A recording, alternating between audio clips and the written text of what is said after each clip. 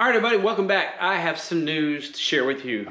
Bob went to the dyno and had only one small problem, and maybe two, depending on how you look at it, but let's talk about both of those. So first things first, Bob had a boost control problem, which I figured out pretty quick was a internally leaking wastegate. So when I applied pressure to the dome, it actually lost power. Now, I'm going to throw in a little note here real quick. Bob, I didn't get hardly any video of Bob on the dyno because my brand new GoPro records in such a high format that my PC absolutely locks up when I go to render the video. So a new PC is in works, but I do have one video from my phone.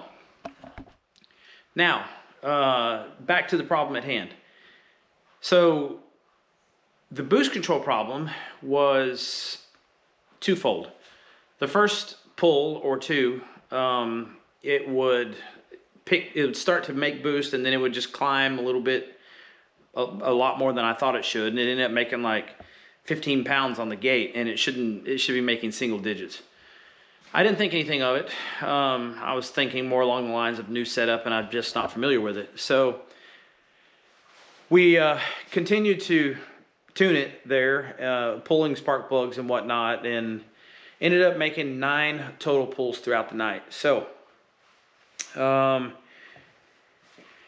we didn't get to the root of that problem on the dyno other than pulling a couple of these hoses off. Like what you see here and here, and what I did was just simply blow into these lines, and to see that this one was sealed up but this one was not.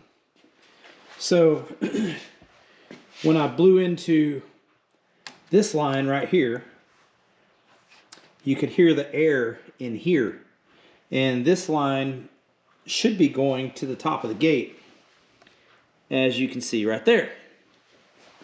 So in order for you to hear the air coming out of here, that means that the air is going in here, it's getting past the diaphragm, and it's coming back out this hose, which connects to here and back up to here. So boost problem solved. All we did there to continue to make power was put more pressure on top of the wastegate than we needed in order to overcome the leak. So no big deal. We ended up making some good power. On 30 pounds of boost, Bob made right at 1100 to the wheels. So that's good. That's the one pull that you're gonna see on the video. Now, let's talk about the rest of it. Okay, now for the second problem that we had there that really wasn't a problem. It was more of a concern than anything.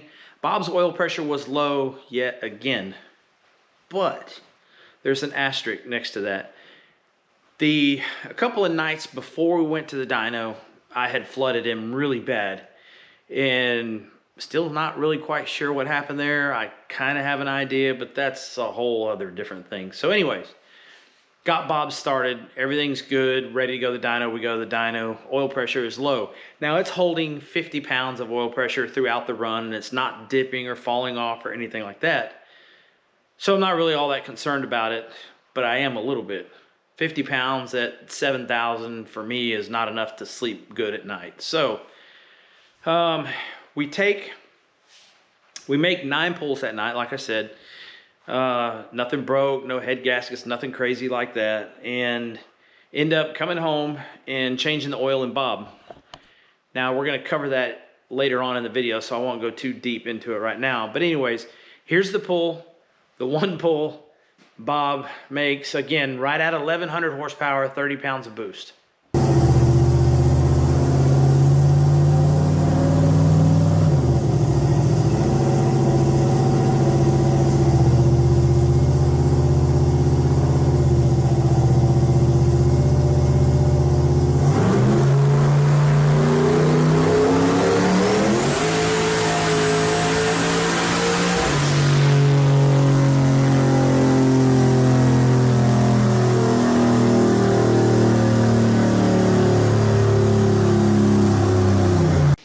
right, so we got the oil drained out of Bob and after the dyno, and the oil is crystal clear. Looks really, really good. So good, in fact, that it's kind of weird. I don't ever remember seeing oil that clean, but which I'm sure is due to the methanol. The drain plug had nothing stuck to it, like zero, nothing. It was clean. So I was slightly worried that the engine, you know, the oil breaking down was kind of a, well, not good. You know, I was thinking that I was going to see bearing material and everything. So anyways, I got an oil filter cutter opener thing, and we're going to cut the filter open and check it out, see what it looks like. And that is ultimately the telltale sign. So let's get that cut open and see if we find anything. All right, let's see if we can figure out how to use this device. I thought I drained all the oil out of it, but I guess not. So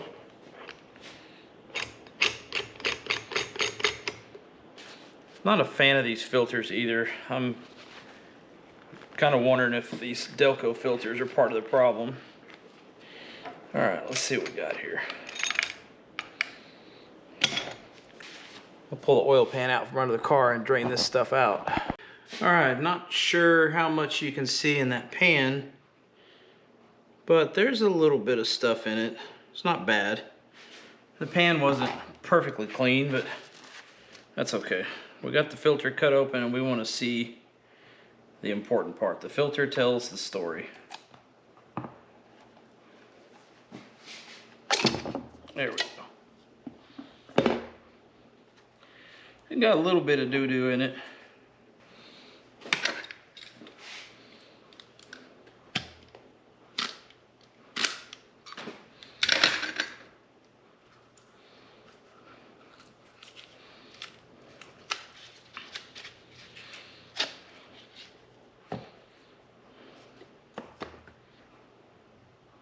Looks like it's got some dirt in it. Not a lot of stuff.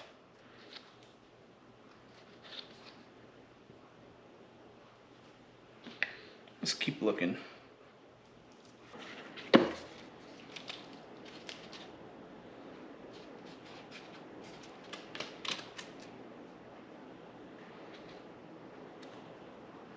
Again, I'm not sure what you can see in that video.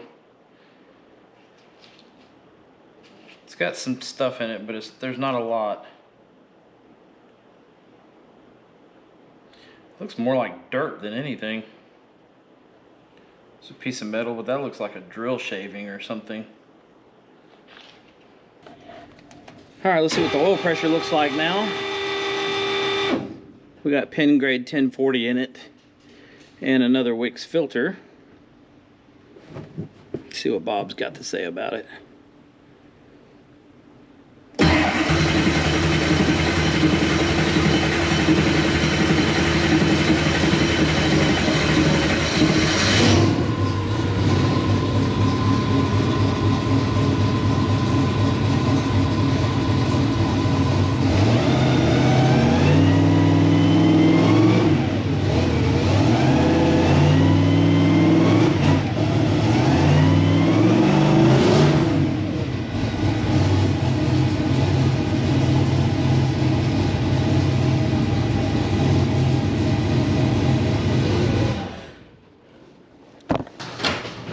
Okay, well,